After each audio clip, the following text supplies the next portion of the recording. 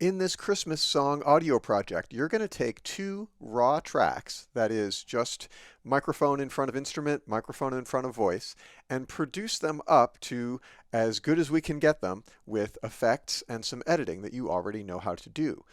We're going to remove a couple of flaws and enhance a couple of things using equalization, compression, and reverb.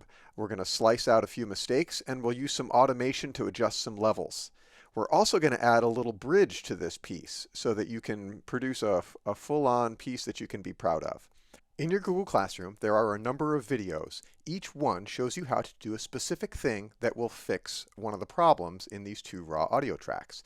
So watch one of the videos, then open up your Bandlab project, do the thing that you learned how to do in the video, and then come back and open up the next video. Let's get started. First thing I'd like you to do is listen to the entire thing. You can turn off the metronome if you want to listen to the entire thing, but it is just a solo guitar and a voice. And when you listen to it, I want you to look for a couple of flaws.